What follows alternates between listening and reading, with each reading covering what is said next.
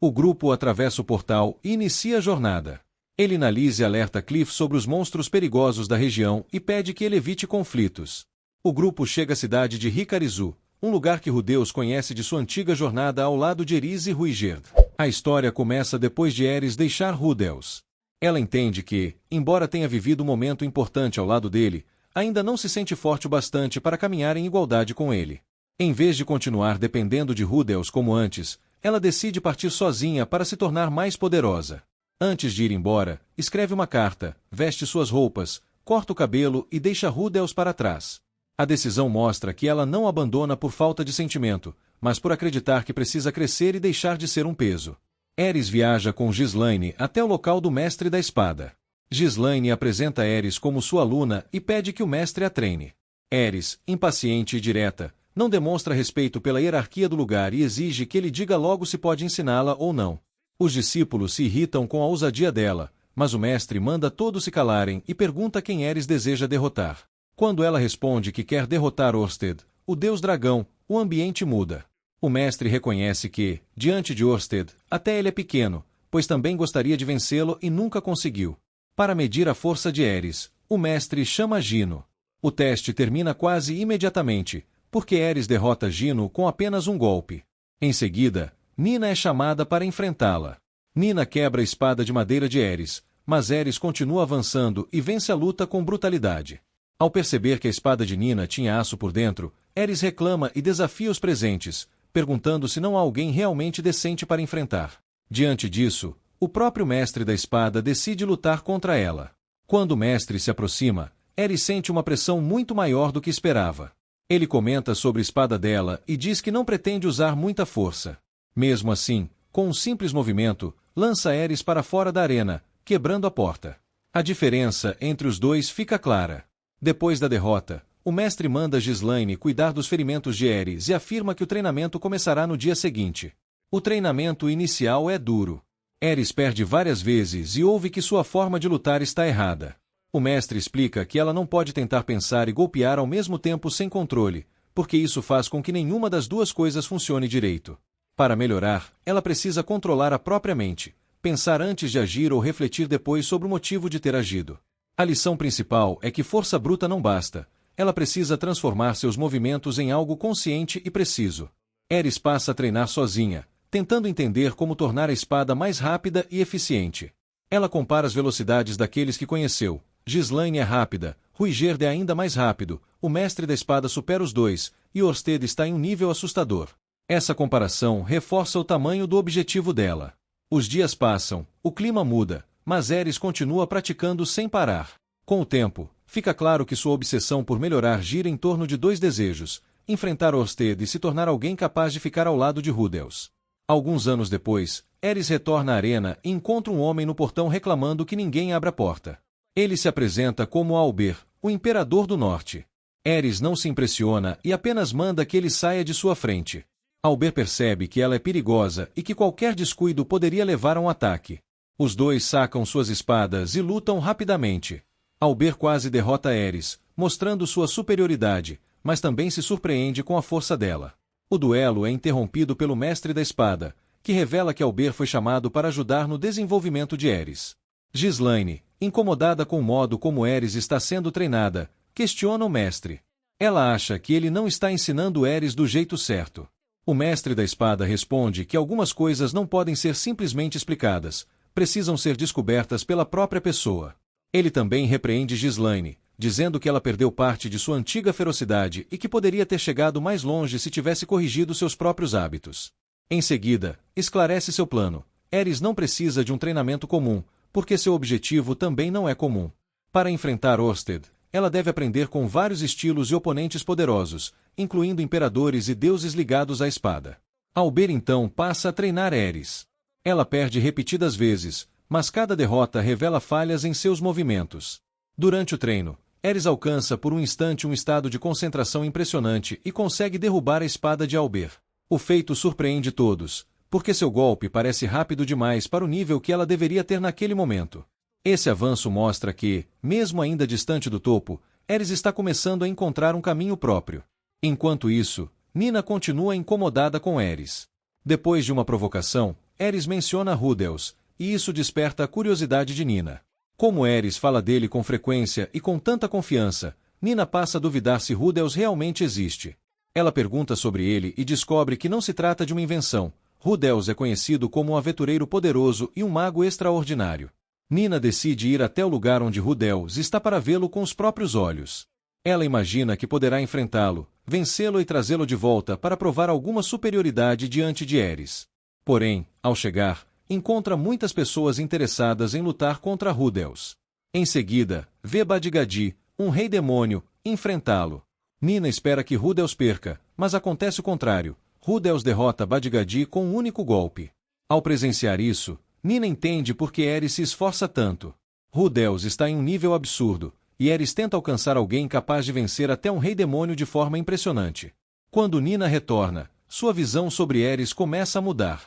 Ela percebe que a determinação de Ares não é apenas arrogância. Ares está tentando acompanhar uma pessoa extremamente forte. Ao ver Ares treinando, Nina para, observa e decide se juntar a ela. A relação das duas, que antes era marcada por rivalidade e provocações, começa a se transformar em uma convivência de treino. Depois, chega a Deus da Água, chamada pelo mestre da espada para ajudar no treinamento. O mestre explica que não quer exatamente que ela ensine Ares de forma tradicional, mas que atue como oponente. A Deus da Água percebe em Ares uma intenção semelhante à de um animal selvagem e entende que enfrentá-la pode ser perigoso. Mesmo assim, aceita participar, desde que Ares prove ter talento enfrentando primeiro sua aprendiz. Nos treinos seguintes surge uma dinâmica curiosa. Ares consegue vencer Nina, Nina vence a aprendiz da Deus da Água, mas Ares perde para essa aprendiz.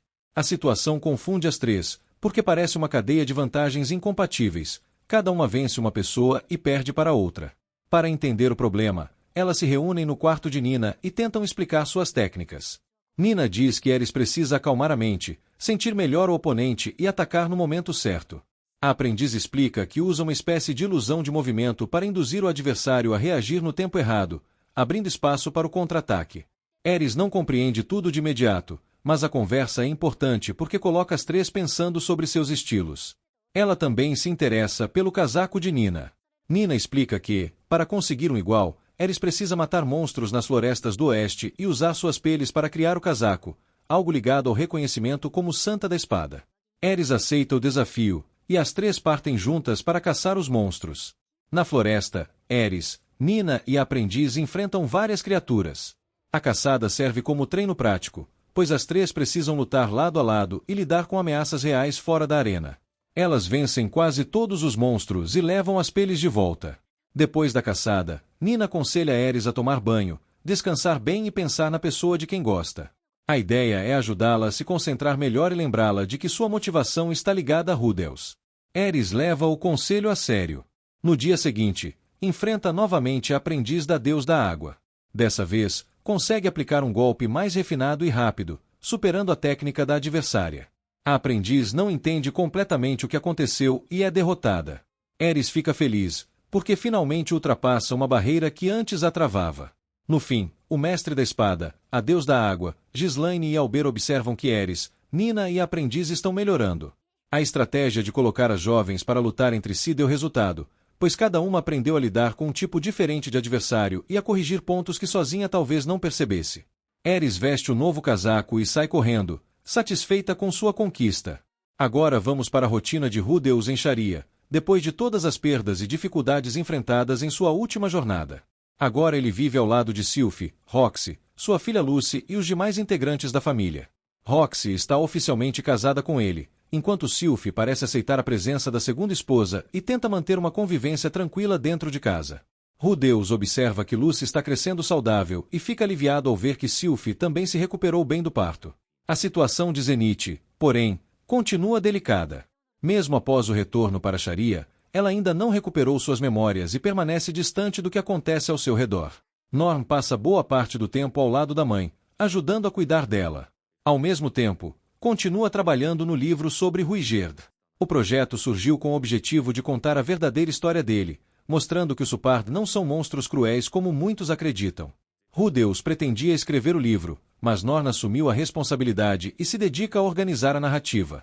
Aisha e Lilia cuidam da casa. Rudels lembra que, depois do incidente de teletransporte, Todos foram espalhados por diferentes regiões, mas conseguiram se reunir. Ver a família novamente sob o mesmo teto representa uma grande conquista, mesmo que todos ainda carreguem feridas profundas. Mais tarde, Rudeus acompanha Roxy e Sylphie até a Universidade de Magia. Roxy inicia uma nova etapa como professora da instituição. Ela é respeitada por ter sido a mestra de Rudeus e por possuir grande conhecimento mágico. No entanto, fica incomodada porque ele a apresentou apenas como sua professora, sem mencionar que os dois também são casados. Rudeus percebe o erro e declara diante de todos que ama tanto Roxy quanto Sylphie. Norn segue para suas aulas e continua visitando a família, embora viva fora da casa principal. Rudeus percebe que a irmã se tornou popular e promete protegê-la, assumindo a responsabilidade que antes pertencia ao pai. Roxy é recebida pelo diretor, que percebe como ela mudou e agora parece disposta a aproveitar a experiência de ensinar. Rudeus reencontra os amigos. Linia e Purcena brincam com ele por ter duas esposas. Zanoba anuncia uma nova invenção e Nanahoshi, ainda debilitada, demonstra preocupação com a possibilidade de ele viajar novamente, pois precisa de sua ajuda nos experimentos. Cliff surge logo depois e cobra explicações. Ele já sabe sobre o nascimento de Lucy, o casamento e os acontecimentos da viagem, mas fica incomodado porque o amigo não lhe contou nada diretamente. Rudeus admite que evitou a conversa, pois sabia que Cliff não aprovaria a decisão de ter uma segunda esposa. Como seguidor da religião de Miles, Cliff acredita que uma pessoa deve ter apenas um cônjuge. Antes que Rudeus consiga explicar tudo, Roxy entra na sala para se apresentar como a nova professora e revela diante de todos que também é a segunda esposa dele. Cliff reage com indignação e confronta o amigo. Ele lembra que havia apoiado o casamento com Sylphie porque acreditava que Rudeus seria fiel apenas a ela. Apesar de discordar da escolha, Cliff reconhece que Rudeus não segue os ensinamentos de Miles e decide aceitar a situação. Sua maior preocupação passa a ser Norn. Ele revela que a jovem começou a frequentar a igreja e desejava um casamento feliz semelhante ao que acreditava existir entre Rudeus e Sylphie. Para Cliff, a chegada de uma segunda esposa pode ter abalado a forma como ela enxergava o irmão. Cliff reforça que, depois da morte de Paul, Rudeus se tornou a principal referência familiar de Norn. Por isso, precisa agir com responsabilidade e considerar os sentimentos da irmã. Rudeus escuta as críticas e agradece a Cliff por ter prestado atenção em Norn e cuidado dela. Zanoba ajuda a encerrar a discussão. Cliff perdoa Rudeus, mesmo sem concordar totalmente com suas escolhas, deixando claro que sua crítica também nasce da preocupação com o amigo e sua família. Depois disso, Cliff pergunta sobre a batalha que fez Rudeus perder a mão. Rudeus explica que enfrentou uma hidra capaz de anular magia e que o grupo encontrou grandes dificuldades para derrotá-la. A vitória só foi possível graças a Paul, que se sacrificou durante o confronto, permitindo que os outros sobrevivessem e que Zenith fosse resgatada. Rudeus reconhece que o verdadeiro mérito pertence ao pai. Nesse momento, Zanoba apresenta a invenção desenvolvida com a ajuda de Cliff. Trata-se de uma mão artificial construída a partir dos estudos de uma boneca automática. O dispositivo foi criado para responder à mana de Rudeus e funcionar como uma extensão de seu corpo. Rudeus coloca a prótese no braço amputado e segue as instruções dos amigos. Depois de usar magia, a mão começa a se mover. Ele consegue controlar os dedos, segurar objetos e até sentir por meio do dispositivo. Sua reação mostra o quanto a perda da mão havia afetado sua vida e como a invenção representa uma recuperação que ele não esperava alcançar tão cedo. Cliff explica que a mão se torna mais forte quando é alimentada com mana. Durante um teste, Rudeus percebe que o dispositivo possui força suficiente para quase machucar Cliff durante um aperto de mãos. A prótese não funciona apenas como substituição, mas também como uma ferramenta poderosa. Ainda resta descobrir se ela pode ser usada para lançar feitiços. O grupo segue para o jardim da universidade, onde Zanoba prepara um alvo. Diante de vários estudantes, Rudeus utiliza a mão artificial e consegue disparar magia normalmente. O ataque atinge o alvo com precisão, confirmando que a invenção pode ser usada tanto na rotina quanto em combate. Zanoba fica satisfeito ao perceber que sua pesquisa foi útil. No entanto, explica que aquele modelo ainda é apenas um protótipo e que pretende desenvolver uma versão mais avançada com Cliff. Como a invenção ainda não possui nome, Rudeus decide chamá-la de Mão de Zalif, unindo os nomes dos dois amigos em reconhecimento pelo trabalho realizado. Ao retornar para casa, Rudeus mostra a nova mão para Aisha, Sylphie e Roxy. Todas ficam surpresas e emocionadas. Durante o jantar, a família se reúne, e Rudeus pensa sobre tudo o que viveu desde o incidente de teletransporte. Ele atravessou o continente demoníaco, viajou ao lado de Ares, enfrentou inimigos poderosos e passou por um período de profunda insegurança. Depois, reencontrou Sylph, casou-se com ela, teve uma filha, reencontrou Roxy e participou do resgate de Zenith. Essas conquistas tiveram um preço alto. Paul morreu, Zenith continua sem recuperar as memórias, e Rudeus perdeu uma das mãos. Mesmo com a nova prótese, as consequências da batalha permanecem presentes. Ainda assim, ao olhar para a família reunida e para os amigos que continuam ao seu lado, ele percebe que finalmente alcançou um período de estabilidade. Tise, Elinalise e Taland visitam o túmulo de Paul e ainda demonstram dificuldade para aceitar sua morte. Elinalise se preocupa com a situação de Zenith, mas Taland afirma que ela está protegida ao lado da família. Pouco depois, Rudeus e Roxy chegam ao local e descobrem que Tise e Taland estão prestes a partir para uma nova jornada. Eles explicam que permaneceram ali por tempo suficiente após a morte de Paul e que precisam seguir seus próprios caminhos. Antes de partirem, Tise entrega a Rudeus a parte dos tesouros obtidos no labirinto de teletransporte. A quantia inclui a parcela que pertencia a Paul e um valor adicional destinado a ajudar Rudeus a sustentar sua nova família. Embora considere o total excessivo, Rudeus aceita após a insistência de Tise. Os dois aventureiros pedem que ele proteja seus familiares e deixam a cidade. A despedida de Tise e Taland também encerra o grupo reunido para o resgate de Zenith. Cada membro também volta a seguir seu caminho, enquanto Rudeus assume a responsabilidade deixada por Paul dentro da família. Depois de levar Roxy e Elinalise até a Universidade de Magia, Rudeus retorna para casa. Ao chegar, encontra Aisha e Zenith trabalhando juntas no jardim. Aisha explica que Zenith costuma ajudá-la, mesmo com Lilia tentando impedir que ela faça esforço. Rudeus se lembra de que sua mãe cuidava do jardim antes do incidente de teletransporte e considera a possibilidade de aquela atividade ajudar na recuperação de suas memórias. Ele também permite que Aisha a chame de mãe, mas a garota recusa porque Lilia havia orientado o contrário. Dentro da casa, Rudeus tenta fazer sua filha Lucy rir.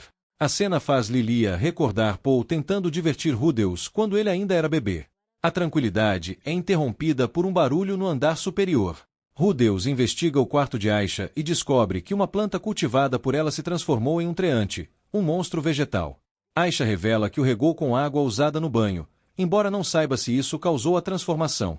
Preocupado com a segurança da família, Rudeus decide eliminar a criatura, mas Aisha insiste em mantê-la. Ela afirma que o treante ainda não atacou ninguém, obedece às suas ordens e pode ser treinado. Quando Rudeus continua recusando, Aisha ameaça contar a Sylph e Roxy sobre o quarto secreto existente no porão e sobre os objetos que ele guarda ali, incluindo uma antiga roupa íntima de Roxy.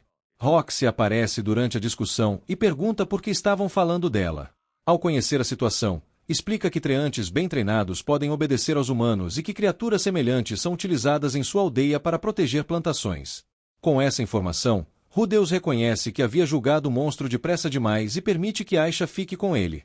O treante recebe o nome de Beat, e Aisha promete guardar o segredo do irmão. Na Universidade de Magia, Rudeus e Cliff passam a estudar uma escama da Hidra obtida entre os tesouros do labirinto. Os experimentos mostram que o material consegue desfazer objetos e efeitos formados por mana. Essa propriedade explica parte da dificuldade enfrentada pelo grupo na batalha contra a Hidra e pode servir como base para novas pesquisas. Rudeus demonstra pressa para compreender a escama e desenvolver formas de enfrentar ameaças semelhantes. Sua principal motivação é evitar que a família volte a ficar em perigo, embora ele não revele essa preocupação diretamente a Cliff. O comportamento mostra que a morte de Paul e os acontecimentos do labirinto continuam influenciando suas decisões. Zanoba e Julie chegam ao laboratório após o início dos testes. Cliff repreende Zanoba por ter faltado ao experimento, e ele explica que perdeu a noção do tempo enquanto trabalhava em sua própria pesquisa. Ao desmontar uma bonecas, Zanoba encontrou um grande cristal de mana em seu núcleo, descoberta que poderá contribuir para os estudos relacionados às figuras mágicas. Julie mostra a Rudeus uma estátua de Ruigert produzida por ela. O trabalho alcançou um nível próximo ao das esculturas feitas por Rudeus, resultado de sua prática constante sob a orientação de Zanoba. Ao observar o avanço de Julie, Rudeus percebe que não precisa resolver todos os seus problemas imediatamente e que pode continuar progredindo aos poucos, ao lado de pessoas capazes de ajudá-lo. Rudeus interrompe os experimentos e convida Cliff, Zanoba e Julie para jantar em sua casa e conhecer Lucy. Durante a reunião, ele avalia que suas diferentes atividades estão avançando. A escama da Hidra continua sendo estudada, as pesquisas de Zanoba progridem e o trabalho para melhorar a reputação do Super também segue adiante. Seu objetivo é limpar o nome da raça de Ruigerd e reduzir o preconceito existente contra ela. No dia seguinte, Rudeus tenta convencer Roxy a ensinar uma magia de água de nível rei. A conversa é ouvida por Sylphie, que inicialmente interpreta a insistência dele de maneira equivocada e acredita que esteja pressionando Roxy em uma questão pessoal. Após o mal-entendido ser esclarecido, Sylphie demonstra interesse em acompanhar o treinamento. Rudeus, Roxy e Sylphie cavalgam até uma área afastada, onde podem praticar sem colocar outras pessoas em risco. Durante o caminho, Roxy e Sylphie elogiam o cavalo da família. A viagem faz Rudeus recordar a época em que Roxy era sua professora e os passeios realizados na região de sua antiga aldeia. As lembranças também reforçam a ligação entre ele, Poe e o período anterior ao incidente de teletransporte. No campo de treinamento, Rudeus constrói um abrigo para o cavalo. Roxy então começa a demonstração da magia Lightning, um feitiço de água de nível rei. Ela recita o encantamento, reúne nuvens carregadas sobre a área e provoca uma tempestade. A energia se concentra em um ponto e um raio atinge uma árvore, destruindo-a completamente. O uso da magia consome grande parte da mana de Roxy, impedindo que ela repita o feitiço imediatamente. Em seguida, Rudeus tenta reproduzir o encantamento. Ele forma uma tempestade ainda mais intensa, cria um redemoinho de nuvens e lança um poderoso relâmpago contra o solo. Roxy e Sylphie presenciam o resultado e reconhecem a força do ataque. Com o sucesso da primeira tentativa, Roxy declara que Rudeus alcançou oficialmente o nível de mago de água rei. Sylphie também tenta executar o feitiço, mas não consegue. Roxy explica que falhou diversas vezes antes de dominar a técnica e a incentiva a continuar praticando. Sylphie destaca que Rudeus conseguiu aprender a magia imediatamente, enquanto Roxy admite que sempre esperou que ele fosse capaz, apesar de se surpreender com a facilidade demonstrada. Durante o retorno, Roxy fala sobre as mudanças ocorridas em sua vida nos últimos 6 meses. Depois dos acontecimentos no labirinto, ela se casou com Rudeus e começou a trabalhar como professora. A felicidade atual parece tão distante do período em que esteve presa que, em alguns momentos, ela sente como se ainda estivesse sonhando. Roxy também revela a Sylphie que teme ser vista como uma intrusa na família. Sylphie rejeita essa ideia e afirma estar feliz por terem se tornado amigas. Ela reconhece que uma disputa entre as duas por Rudeus poderia ter terminado de maneira dolorosa e demonstra alívio por terem construído uma convivência pacífica. As duas confirmam que estão felizes ao lado de Rudeus. Ao ouvi-las, ele conclui que é o maior beneficiado daquela relação. Roxy foi a responsável por ensiná-lo magia e mostrar que existia um mundo além de sua casa, enquanto Sylphie o perdoou e tornou possível a vida familiar que ele possui naquele momento. Rudeus entende que promessas isoladas não seriam suficientes para demonstrar sua gratidão. Por isso, decide provar por meio de suas atitudes que valoriza Roxy, Sylphie e toda a família. Sua prioridade passa a ser continuar se fortalecendo, avançar em suas pesquisas e usar suas habilidades para impedir que novas ameaças destruam a estabilidade conquistada após a perda de Poe. Rudeus vai encontrar Cliff. Durante a visita, também conversa com Elinalise.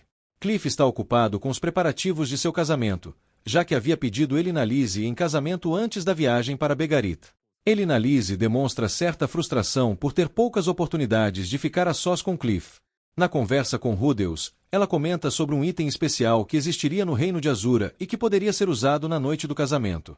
Rudeus se dispõe a ajudá-la a encontrar esse objeto. Em seguida, acontece o casamento de Cliff e Elinalise, realizado de acordo com os costumes locais. A cerimônia chama a atenção de toda a família de Rudeus, principalmente de Aisha e Norn, que ficam encantadas com a celebração, a festa e os vestidos. Durante o retorno para casa, Sylphie comenta que seu próprio casamento com Rudeus foi mais simples e aconteceu dentro de casa, mas ainda assim teve grande importância para ela. Rudeus percebe que ele e Roxy ainda não realizaram uma cerimônia formal e pergunta se ela gostaria de ter um casamento maior. Roxy responde que não precisa de uma cerimônia, mostrando que está satisfeita com a família que construíram. Os três trocam gestos de carinho. A conversa também faz Rudeus perceber que suas irmãs já completaram 11 anos. Ele se lembra de que os aniversários de 5 e 10 anos de Aisha e Norn não foram comemorados. O incidente de teletransporte em massa separou a família e impediu Poe de organizar essas celebrações. Rudeus recorda a promessa do pai de que, quando todos estivessem novamente juntos, fariam uma grande festa. Decidido a cumprir esse desejo, ele resolve preparar uma comemoração especial para as irmãs, mesmo que o aniversário de 10 anos já tenha passado. Durante o Festival da Colheita, a cidade permanece movimentada e o mercado se enche de pessoas, produtos e atividades. Rudeus passeia pelo local com Sylphie e Roxy. Os três procuram presentes que possam surpreender Aisha e Norn na festa. Rudeus também pretende buscar o item solicitado por Elinalise, mas decide priorizar os presentes das irmãs. Eles observam diferentes mercadorias e tentam escolher algo adequado para cada uma. Em uma das lojas, Roxy encontra um chapéu novo. O antigo está danificado, mas ela desiste da compra por causa do preço. Sem que Roxy perceba, Rudeus e Sylphie notam que ela realmente gostou do chapéu. Ao anoitecer, Rudeus leva Sylphie e Roxy a um local onde havia feito uma reserva. As duas descobrem que Elinalise recomendou o lugar e organizou a situação para que os três passassem um momento particular juntos. Lucy ficou sob os cuidados de Lilia, permitindo que Rudeus, Sylphie e Roxy aproveitassem a noite. A história não mostra os detalhes desse encontro e avança diretamente para a manhã seguinte, quando começam os preparativos finais para a festa surpresa de Aisha e Norn.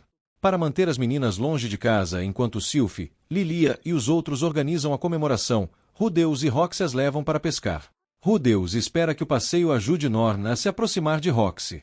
Aisha demonstra habilidade desde o início e transforma a pescaria em uma pequena competição. Rudeus acompanha Aisha, enquanto Norn permanece com Roxy. Roxy ensina Norn a preparar a vara, prender o anzol, organizar a linha e observar os movimentos da água. Ela explica que aprendeu a pescar durante as viagens que fez sozinha, quando essa habilidade era importante para conseguir alimento. Norn se lembra de Ruigerd e conta que o viu pescando durante a jornada que fizeram juntos. Segundo ela, Ruigerd também conseguia capturar peixes usando sua lança. Pouco depois, um peixe morde o anzol de Norn. Roxy a ajuda a puxar a linha, e as duas conseguem retirar o peixe da água. Rudeus observa a cena e percebe que a experiência está diminuindo a distância entre elas. Enquanto Norn aprende com Roxy, Aisha continua pescando com facilidade e provoca Rudeus, que não consegue pegar nada além de objetos velhos. Tentando impressionar a irmã, ele decide usar magia. Rudeus reduz a força de um feitiço de relâmpago que aprendeu com Roxy e lança uma descarga na água. A magia faz vários peixes aparecerem na superfície, mas Aisha considera aquilo uma trapaça, e todos repreendem Rudeus por usar um método exagerado em uma simples pescaria. Mesmo assim, o passeio cumpre seu objetivo principal. Aisha e, especialmente, Norn passam a se sentir mais à vontade ao lado de Roxy. Quando o grupo volta para casa ao anoitecer, Aisha e Norn encontram a residência decorada e uma grande quantidade de comida preparada. Sylphie, Lilia, Zenith e os demais membros da família aguardam para recebê-las. Embora as duas já tenham 11 anos, a comemoração representa o aniversário de 10 anos que não puderam celebrar no momento correto. A surpresa deixa as meninas muito felizes, pois a festa reúne a família depois de anos marcados por separações, viagens e perdas. Antes de iniciarem a comemoração, Rudeus fala para todos. Ele relembra que muita coisa aconteceu com a família nos últimos 7 anos. Paul morreu, Zenith perdeu grande parte de suas lembranças e todos tiveram de enfrentar longos períodos separados. Apesar dessas dificuldades, conseguiram voltar a viver juntos. Rudeus afirma que esse era um dos maiores desejos de Paul e recorda a promessa de realizar uma grande festa quando a família estivesse reunida. Com isso, ele convida todos a aproveitarem aquele momento em homenagem às irmãs e ao esforço que fizeram para permanecer unidos. Depois da refeição e da celebração, chega a hora dos presentes.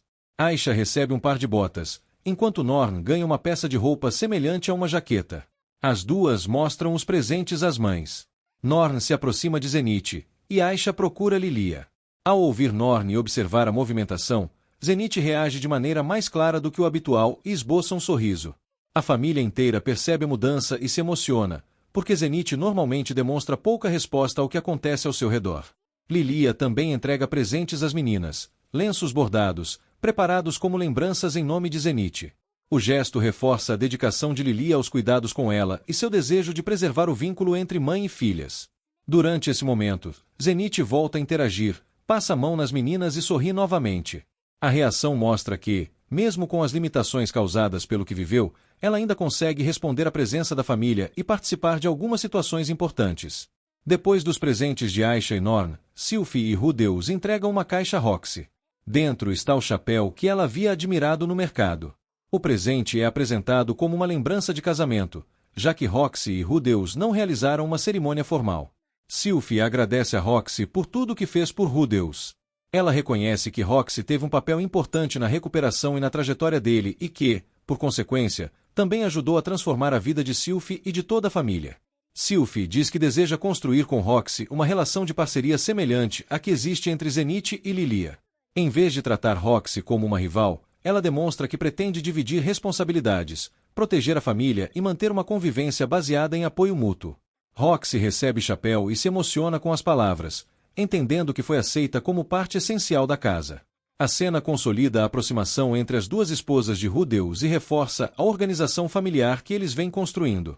Ao observar Aisha, Norn, Roxy, Sylvie, Lilia e Zenith reunidas, Rudeus se lembra de Paul. Ele acredita que o pai ficaria satisfeito ao ver que, apesar de tudo o que aconteceu, a família voltou a compartilhar momentos de tranquilidade. A festa representa o cumprimento da promessa feita antes e também uma tentativa de recuperar celebrações perdidas durante os anos de separação. No encerramento, Rudeus promete que, quando Aisha e Norn completarem 15 anos, organizará uma festa ainda maior, dando continuidade ao desejo de manter todos unidos e criar novas lembranças em família. Cerca de alguns meses depois, vemos Rudeus brincando com sua filha Lucy e demonstra estar envolvido com a rotina de pai.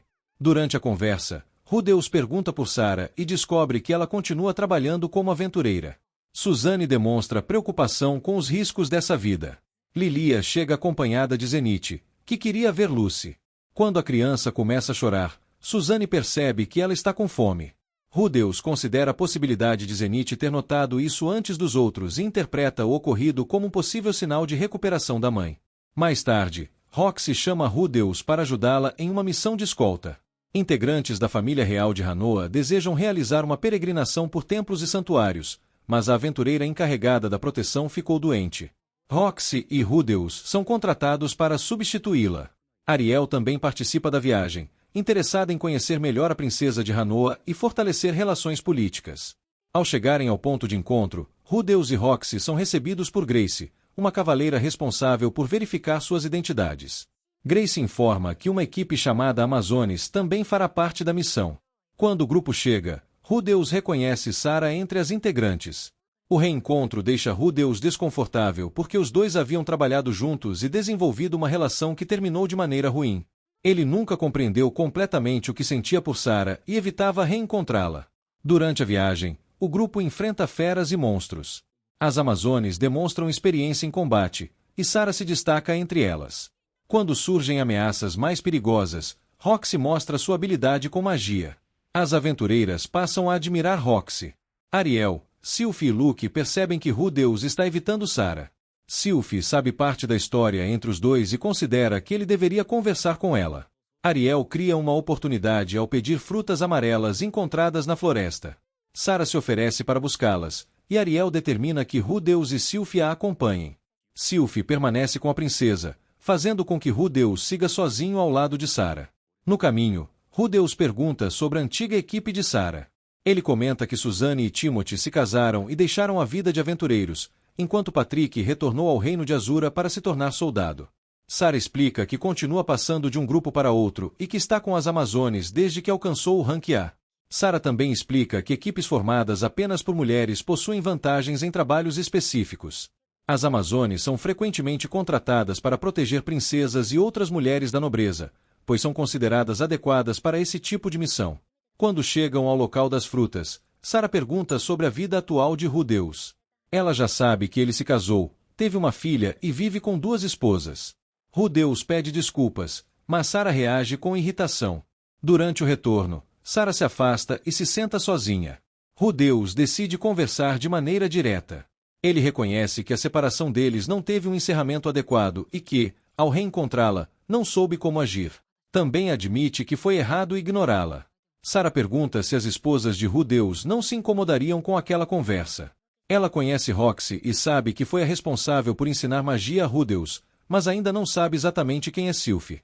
Rudeus explica que Roxy também é sua esposa. Em seguida, Sarah revela que também deseja se desculpar. Depois do término, descobriu que Rudeus estava enfrentando uma doença. Na época, acreditava que apenas ela havia sido ferida e colocou toda a culpa nele. Agora reconhece que também o machucou e pede perdão. Rudeus explica que sua condição estava relacionada a vários acontecimentos, inclusive a separação de Ares. Ele tentou seguir em frente por meio da relação com Sarah, mas não conseguiu. Por isso, admite que também não foi justo com ela. Sarah percebe que Rudeus está mais maduro. Rudeus conta que anteriormente evitava se aproximar das pessoas porque tinha medo de causar sofrimento. Depois, explica a importância de Sylphie e Roxy em sua vida. Sylphie o ajudou a superar sua doença e permaneceu ao lado dele. Roxy o salvou quando ele havia perdido algo muito importante e já não encontrava sentido em continuar. Sarah entende que provavelmente não teria conseguido ajudá-lo da mesma maneira, mesmo que soubesse de sua condição. Ela conclui que esse pode ter sido um dos motivos pelos quais a relação dos dois não avançou. Após esclarecerem o passado, Sarah propõe que eles passem a se tratar como velhos amigos, e Rudeus concorda. A missão continua, e Rudeus e Sarah voltam a lutar juntos. Os dois demonstram boa coordenação contra feras e criaturas mágicas. Ariel e Sylphie observam que o conflito entre eles foi resolvido. Ao final da peregrinação, a princesa de Hanoa se despede de Ariel. A maga das Amazones tenta convencer Roxy a permanecer com a equipe e continuar ensinando magia, mas ela recusa. Roxy explica que trabalha como professora e deseja voltar para o marido. Antes de partir, Sarah se despede de Rudeus e aconselha que ele nunca compare suas duas esposas. Depois disso, ela segue seu caminho, encerrando o reencontro de forma mais tranquila do que a separação anterior. Durante a volta, Sylphie pergunta se Rudeus deveria ter deixado Sarah ir daquela maneira, já que existiram sentimentos entre eles. Rudeus responde que, na época, estava confuso e não acredita que realmente estivesse apaixonado por ela. Sylphie e Roxy perguntam qual tipo de mulher desperta sentimentos especiais em Rudeus. Ele responde que se sente profundamente ligado às pessoas que o salvam quando está enfrentando seus piores momentos. As duas entendem que essa descrição se refere a elas. Rudeus confirma que Sylphie e Roxy são especiais porque o ajudaram quando ele mais precisava. Rudeus promete que não terá outras esposas. Sylphie, porém, afirma que não se importaria caso outra mulher se tornasse igualmente importante para ele e correspondesse aos seus sentimentos. Ela pede apenas que Rudeus seja sincero, apresente essa pessoa à família e não mantenha um relacionamento escondido. A fala de Sylphie faz Rudeus se lembrar de Eris. Ele ainda acredita que ela o abandonou, embora Ruiger tenha afirmado que tudo pode ter sido um mal-entendido. Por isso, Rudeus admite que talvez não consiga cumprir a promessa de nunca se casar novamente. Sylphie aceita essa possibilidade, desde que ele não esconda nada e tenha certeza de que seus sentimentos são correspondidos. A história então se concentra em Eris, que está treinando ao lado de Nina sob a orientação do Deus da Espada. Ele afirma que as duas ultrapassaram o nível de Santo da Espada e pretende escolher uma nova Rainha da Espada depois de Ghislaine. O Deus da Espada explica que a lâmina de luz é a técnica suprema de seu estilo e que os praticantes são classificados em diferentes níveis: Santo da Espada, Rei da Espada, Imperador da Espada e Deus da Espada. Ele pergunta a Gino o que diferencia esses níveis, mas não aceita sua resposta relacionada apenas a técnicas e capacidades físicas. Nina responde que a diferença está ligada ao desejo. O Deus da Espada então pergunta se ela escolheria se casar com Gino ou se tornar Rainha da Espada. Nina escolhe o título. Quando a mesma questão é direcionada a Eris, ela responde que o elemento decisivo é a determinação. Eris demonstra que não está preocupada com títulos, embora queira continuar ficando mais forte. Para ela, a maneira como as pessoas a chamam não possui tanta importância quanto seu objetivo pessoal. O Deus da Espada entende sua postura e decide que Eris e Nina lutarão entre si. A vencedora receberá o título de Rainha da Espada. Nina inicia o combate determinada a vencer. Eris permanece calma, pronuncia o nome de Rudeus e se prepara. Quando Nina ataca, Eris reage rapidamente e a derrota com um único golpe, quebrando suas costelas. Após a luta, o Deus da Espada orienta Nina a continuar treinando e afirma que ela ainda pode crescer. Em seguida, reconhece a vitória de Eris e concede a ela o título de Rainha da Espada. Alguns meses depois começa a cerimônia de formatura da Academia de Magia. Lineana e Purcena são chamadas ao palco como representantes dos alunos formandos. As duas recebem seus diplomas e também distintivos que confirmam que agora fazem parte da Guilda de Magia como membros de Rank D. Depois da cerimônia, Rudeus, Zanoba e Cliff seguem até o quarto de Shizuka. Eles comentam sobre a mudança na relação entre os alunos especiais da academia e sobre como Lineana e Purcena, apesar dos conflitos do passado, conseguiram conquistar o respeito dos colegas. Ao chegarem ao quarto de Shizuka, eles encontram a pesquisadora trabalhando novamente mesmo estando doente. Shizuka continua adoecendo com frequência, apesar de Rudeus já ter usado magia para ajudá-la diversas vezes. Cliff e Zanoba tentam convencê-la de que seu corpo precisa de descanso, pois continuar trabalhando pode impedir sua recuperação. Ela, porém, Se recusa a parar porque sua pesquisa finalmente avançou para a fase 3. O objetivo dessa etapa é conseguir transportar seres vivos, como plantas e animais, de seu antigo mundo para o mundo em que eles vivem atualmente. Antes que o experimento comece, Lineana e Purcena aparecem e pedem que Rudeus as acompanhe. Inicialmente, ele acredita que as duas querem uma revanche contra ele. O grupo segue até um jardim onde Rudeus e Zanoba já haviam enfrentado as duas no passado. No entanto, Lineana e Purcena revelam que não pretendem lutar contra Rudeus, mas entre si. Elas querem descobrir qual das duas é a mais forte para decidir quem poderá se tornar a próxima chefe da tribo Doudia. As duas explicam que antes imaginavam que cada uma poderia assumir a liderança de sua própria tribo, mas, como não encontraram homens mais fortes que elas com quem pudessem se casar, decidiram resolver a questão através de um duelo. A vencedora assumiria a posição de chefe, enquanto a perdedora ficaria livre para escolher outro caminho para sua vida. Rudeus permite que a luta aconteça e permanece por perto para interrompê-la caso passe dos limites. Lineana e Purcena começam trocando provocações e relembrando problemas antigos. Depois dos insultos, o confronto físico começa de verdade. Rudeus toca o sino para marcar o início oficial do duelo. A luta se prolonga por várias horas e continua até o anoitecer. Nenhuma das duas aceita desistir facilmente, mas, no final, Purcena é a única que ainda consegue permanecer de pé. Rudeus encerra o duelo e declara Purcena vencedora. Após a luta, Rudeus se oferece para curar Purcena, mas ela recusa. Purcena considera cicatrizes do duelo uma lembrança importante de Lineana e decide mantê-las. Ela explica que as duas irão seguir caminhos separados e que já havia preparado suas coisas para partir. Depois de se despedir, Purcena vai embora. Rudeus também conversa com Lineana, que igualmente não demonstra interesse em apagar completamente as marcas da luta. Lineana conta que pretende viajar pelo mundo durante algum tempo e depois começar um negócio. Ela afirma que pretende se tornar muito rica em 5 anos. Rudeus diz que, se ela acabar se envolvendo em algum problema, poderá procurá-lo para pedir ajuda. Lineana e Purcena aparentemente seguem direções diferentes após a despedida. Porém, no dia seguinte, Rudeus descobre que 2 garotas do povo fera foram vistas discutindo dentro da mesma carruagem.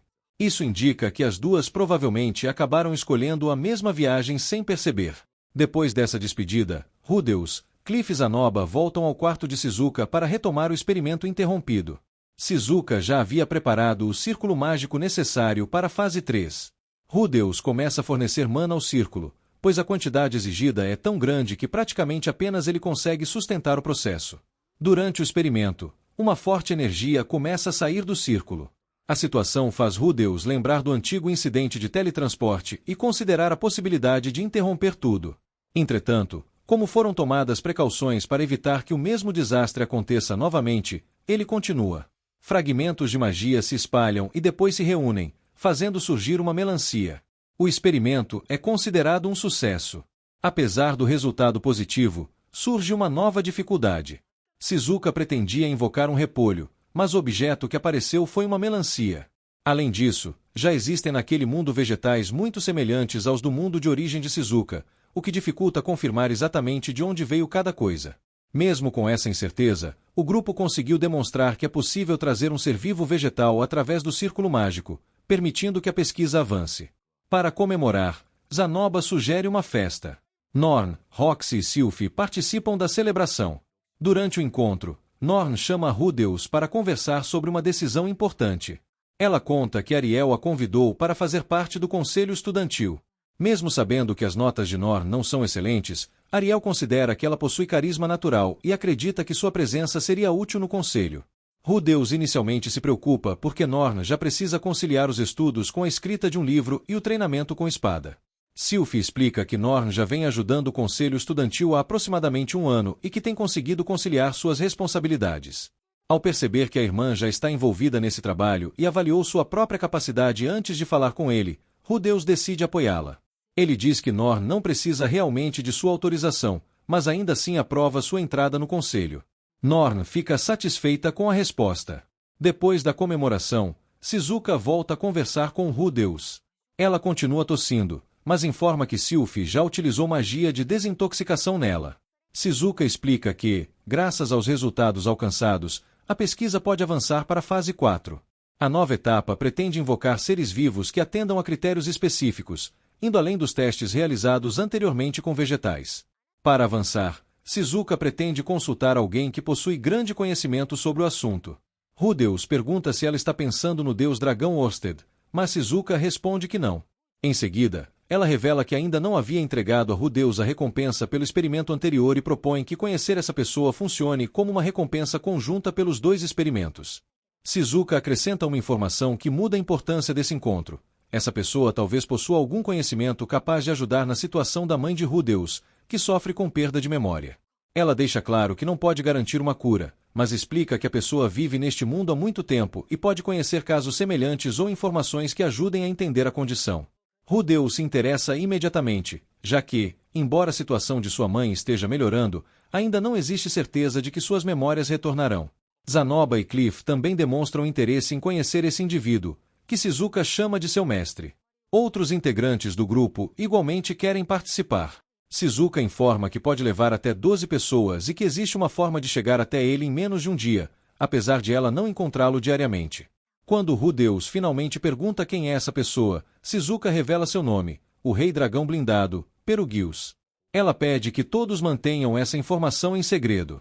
Perugius é apresentado como um dos 3 matadores do deus demônio e como um herói que, cerca de 400 anos antes, participou da guerra contra Laplace e ajudou a conduzir a humanidade à vitória. Com a revelação de que o grupo poderá encontrar Perugius e de que ele talvez tenha informações relacionadas à perda de memória da mãe de Rudeus. O grupo segue viagem por uma região marcada por antigas batalhas entre humanos e demônios. Ao observar as ruínas do local, Rudeus pergunta o que aconteceu ali e descobre que a área foi destruída durante a guerra. Ele relembra que Perugius, o Rei Dragão Blindado, foi um dos heróis da Guerra de Laplace e que, com a ajuda de seus 12 familiares, restaurou a antiga fortaleza voadora Destruidor do Caos. A partir dessa época, o calendário do Dragão Blindado passou a ser utilizado em sua homenagem. Ariel agradece a Nanalyoshi por ter permitido que todos acompanhassem a visita. Pouco depois, o grupo chega a uma pedra usada como ponto de contato. Nanalyoshi realiza um procedimento e Almanfi, o brilhante, aparece. Ele explica que o número de visitantes não é um problema, mas demonstra preocupação com a presença de Roxy, por ela pertencer à raça demoníaca Migur. Roxy aceita ficar para trás. Antes de se despedirem, pede apenas que Rudeus a abrace quando retornar. Almanfi entrega um objeto aos visitantes, e quando ele brilha, todos são teletransportados para a enorme fortaleza flutuante Destruidor do Caos. Eles são recebidos por Silvaril, que passa a guiá-los pelo local. Durante o trajeto, ela pergunta a Rudeus se conhece alguém chamado Itogami, o Deus Homem. Sylphie responde que não, e Rudeus não revela nada. Ao chegarem à Sala do Trono, o grupo encontra Perugius, o Rei Dragão Blindado. Perugius conversa primeiro com Nanalyoshi e pergunta se ela avançou em suas pesquisas sobre magia de invocação. Nanalyoshi diz que conseguiu alguns resultados. Perugius afirma que qualquer avanço é importante e confirma que continuará orientando seus estudos. Nanalyoshi também explica que as pessoas que a acompanham tiveram participação em sua pesquisa e sugere que elas recebam alguma recompensa. Ariel se apresenta como princesa do Reino de Azura. Perugius percebe imediatamente que ela provavelmente deseja seu apoio político para conquistar o trono. Ariel diz que queria apenas conhecer um grande herói, mas Perugius deixa claro que entende seus verdadeiros objetivos. Mesmo assim, permite que ela permaneça no Destruidor do Caos. Em seguida, Perugius conversa com Rudeus. Ao saber quem ele é, comenta que foi difícil teletransportá-lo e que talvez nem conseguisse fazê-lo caso Rudeus resistisse. Ele também percebe a enorme quantidade de mana de Rudeus e diz que ela o faz lembrar de Laplace. Por esse motivo, pede que Rudeus não use magia dentro da fortaleza. Nanalyoshi explica que Rudeus foi fundamental para sua pesquisa, e Perugius decide recompensá-lo. Quando pergunta se ele deseja dinheiro ou poder, Rudeus pede informações sobre Zenith, sua mãe. Perugius conta que já ouviu falar de pessoas que ficaram presas em antigos labirintos e sofreram alterações causadas por enormes concentrações de mana. Algumas perderam as memórias e outras desenvolveram habilidades semelhantes às de crianças amaldiçoadas ou crianças abençoadas. Segundo ele, algo parecido pode ter acontecido com Zenith. Perugius então revela que ele e Nalise passou por uma situação semelhante cerca de 200 anos antes. Um amigo dele a resgatou de um labirinto. Rudeus percebe que ele e Nalise nunca havia contado essa parte de seu passado. Ela admite que não teve coragem de falar sobre isso e promete explicar tudo posteriormente. Zanoba também conversa com Perugius e mostra um objeto que possui símbolos semelhantes aos encontrados na fortaleza. Perugius identifica as marcas como relacionadas a Caos, o rei dragão louco. Zanoba pergunta onde poderia encontrá-lo, mas descobre que Caos morreu há séculos e que não se sabe se deixou um sucessor. Zanoba explica que encontrou o objeto na cidade mágica de Sharia, e os dois conversam sobre artesanato. Perugius percebe o conhecimento de Zanoba e diz que possui em seu tesouro alguns objetos ligados a Caos que poderá mostrar a ele. Sylph pergunta sobre o incidente de teletransporte da região de Fitoa. Antes de responder, Perugius descobre que ela e Rudeu são casados e pergunta se eles têm um filho. Sylph diz que possuem uma filha. Perugius então pede que, caso tenham um menino no futuro, levem a criança até ele para que possa dar um nome ao garoto. Sobre o grande desastre de teletransporte, Perugius afirma que não conhece sua verdadeira causa. Inicialmente suspeitou de Laplace ou de pessoas ligadas a ele, mas concluiu que nem mesmo ele teria poder suficiente para realizar algo daquela escala. Por isso, sua conclusão é de que o desastre provavelmente não foi provocado deliberadamente por alguém. Depois da audiência, Rudeus conversa a sós com Elinalise. Ela revela que, cerca de 200 anos atrás, foi resgatada de um labirinto sem memórias e praticamente sem emoções. Após o resgate, foi acolhida por uma vila, onde passou alguns anos. Aos poucos, suas emoções retornaram, embora suas lembranças nunca tenham voltado. Durante esse período, ela se casou com um homem da vila e construiu uma vida feliz. Com o tempo, porém, sua maldição começou a se manifestar. Seu corpo passou a produzir cristais de mana regularmente, e ela também passou a sofrer com um desejo sexual que não conseguia controlar. Inicialmente, os cristais ajudavam financeiramente sua família, mas a situação mudou quando bandidos atacaram seu marido para roubá-los. Ele acabou morto. Após a morte do marido, Elinalise tentou viver sozinha, mas a maldição tornou isso impossível. Incapaz de controlar seus impulsos, passou a se relacionar com vários homens da vila e acabou expulsa pelos moradores. Depois de vagar por alguns anos, tornou-se aventureira e aprendeu a conviver com sua condição. Atualmente, Cliff é essencial para ajudá-la a manter sua estabilidade. Rudeus pergunta se suas memórias algum dia retornaram, e Elinalise responde que não. Ela acredita que a situação de Zenith é diferente da sua e considera possível que a mãe de Rudeus esteja sob outro tipo de maldição ou bênção. No entanto, não possui certeza nem informações suficientes para explicar o estado de Zenith. Assim, Rudeus continua sem descobrir uma forma de curá-la. Durante a estadia no Destruidor do Caos, Rudeus aproveita a oportunidade para estudar magia de invocação. Ele aprende conceitos básicos e pretende continuar se aprofundando. Em uma das pausas, o grupo recebe uma refeição com alimentos semelhantes aos da culinária japonesa. Para Rudeus e Nanalyoshi, aquilo desperta lembranças de suas vidas anteriores no Japão. Nanalyoshi fica especialmente emocionada ao reencontrar sabores familiares. Mais tarde, Rudeus explora o Destruidor do Caos junto de Cliff e Zanoba. Eles encontram uma escadaria que leva a uma área subterrânea. Nanalyoshi explica que muitos dos aposentos inferiores estão trancados, mas existe uma sala que pode ser visitada. Ao entrarem, encontram paredes cobertas por antigos murais. Perugius aparece e explica que, quando encontrou o Destruidor do Caos, quase tudo já estava destruído. Os murais foram uma das poucas coisas que permaneceram intactas. Ele acredita que podem representar ideias dos antigos habitantes ou alguma mensagem deixada para gerações futuras, embora diga sentir uma impressão desagradável ao observá-los. Depois, Ariel tenta oferecer presentes e outras formas de aproximação a Perugius, mas ele recusa. Rudeus sugere a Sylph que, se Ariel realmente deseja conquistar o apoio do Rei Dragão Blindado, talvez seja melhor descobrir algo que ele valorize e construir uma relação a partir disso, em vez de apenas oferecer benefícios. No fim do dia, Rudeus e Sylph conversam sobre tudo o que aconteceu. Pouco depois, Nanalyoshi chega ao quarto e pede que Sylph use nela um feitiço de desintoxicação, pois sua saúde continua ruim.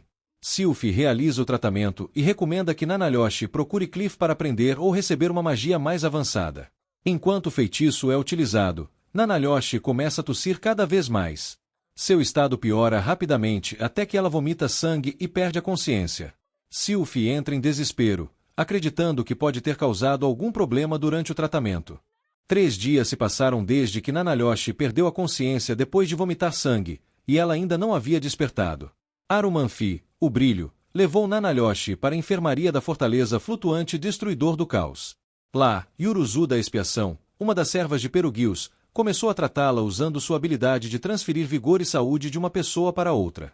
Sylphie se ofereceu para fornecer sua própria vitalidade durante o tratamento, mas o estado de Nanalhosh continuava grave. Perugius também ordenou que Carovante da Percepção examinasse Nanalhosh, porém nem sua habilidade conseguiu descobrir imediatamente como curá-la. Depois de pesquisarem os antigos arquivos da fortaleza, seus servos finalmente encontram uma resposta. Durante uma reunião, Silvaril do Vazio revela que Nanalhosh sofre da Síndrome de Drine, uma doença extremamente antiga que afetava pessoas com pouca ou nenhuma capacidade de mana. A enfermidade havia praticamente desaparecido cerca de 7.000 anos antes, por volta da Primeira Grande Guerra Humano-Demônio, quando os humanos passaram a desenvolver uma capacidade maior de lidar com mana. Por isso, quase não restaram registros sobre a doença. Nanalhosh veio diretamente do Japão e seu corpo não possui mana como o das pessoas daquele mundo. Ao longo dos anos, a mana do ambiente se acumulou em seu organismo até provocar a doença.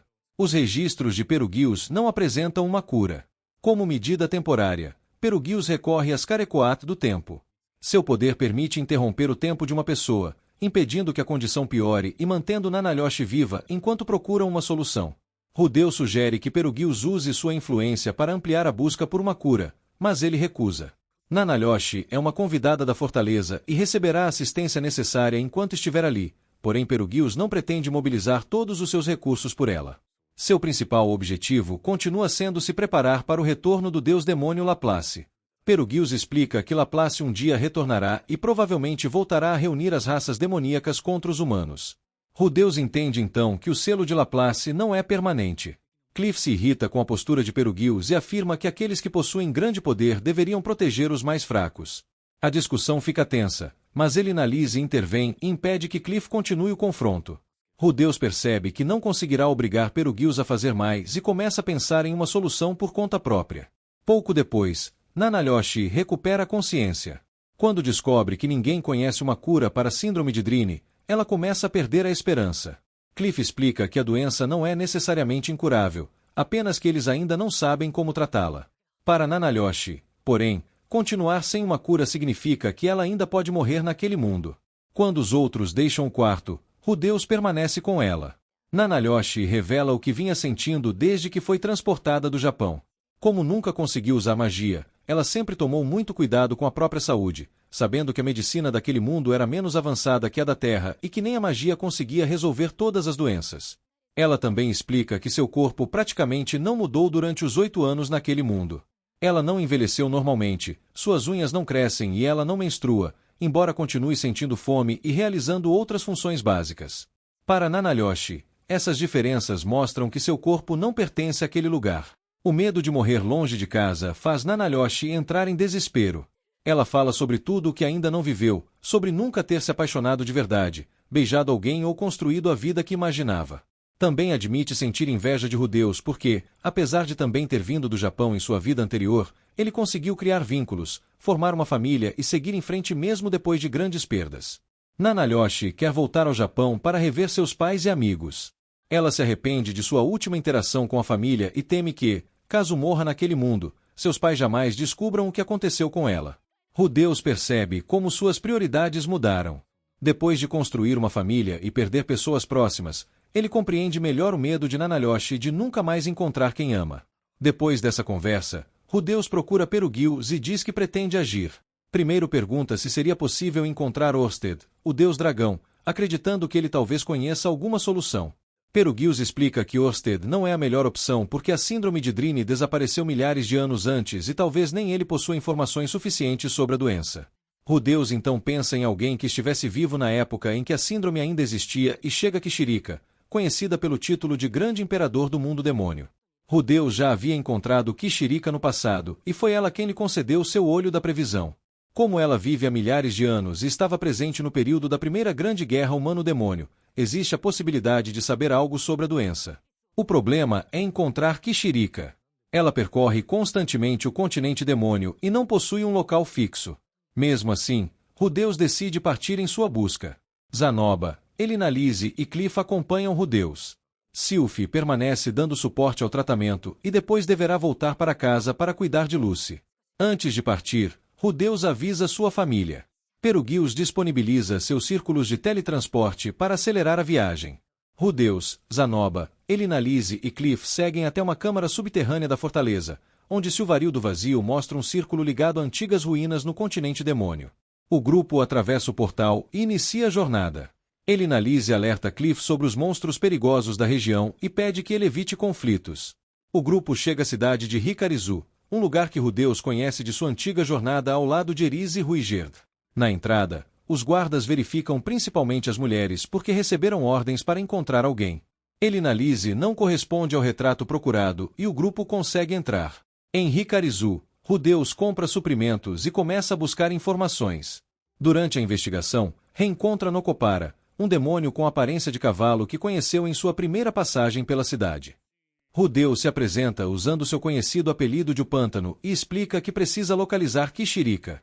Como está com pressa, oferece uma recompensa alta por informações confiáveis. Nokopara aceita e usa sua rede de contatos para procurar pistas. Depois de algum tempo, Nokopara retorna dizendo que outra pessoa também estava procurando Kishirika cerca de um ano antes. Rudeus inicialmente pensa no rei demônio Badgadi, mas Nokopara explica que provavelmente se tratava de Atoferatof, conhecida como Atof, a rei demônio imortal, que governa o território de Gaslov. Rudeus considera procurar Atof para perguntar o que ela sabe, mas Nokopara deixa claro que se envolver com ela pode trazer problemas. Enquanto isso, Cliff e Elinalise saem para procurar comida. Rudeus permanece com Zanoba, que percebe sua preocupação e afirma que ele não deve se culpar pelo estado de Nanalyoshi. Zanoba também entende o desejo dela de voltar para casa. Mesmo estando satisfeito com sua própria vida, reconhece que querer retornar ao lugar de onde veio é natural. Pouco depois, uma garota extremamente suja e faminta aparece pedindo comida. Cliff decide ajudá-la e entrega algo para ela comer. A desconhecida agradece e pede mais comida. Rudeus sente um forte déjà vu, como se já tivesse vivido aquela situação antes. Então a garota começa a rir e revela sua verdadeira identidade. Ela é Kishirika, o grande imperador do mundo demônio, justamente a pessoa que Rudeus e seus companheiros estavam procurando. Como Cliff lhe deu comida quando ela estava faminta, Kishirika considera que ele salvou sua vida e decide recompensá-lo. Ela anuncia que concederá a Cliff um desejo, encerrando a história com Rudeus e seus companheiros finalmente diante da pessoa que pode possuir informações sobre a síndrome de Drine e uma maneira de salvar Nanalyoshi. E esse foi o resumo de hoje. Se eu pulei alguma cena importante ou se você notou um detalhe que só um verdadeiro otaku percebe, comenta aqui embaixo. Agora faz o ritual sagrado do YouTube, deixa o like, se inscreve no canal e ativa o sininho, porque isso dá mais poder pro canal do que protagonismo de personagem principal. Valeu por assistir e até o próximo recap.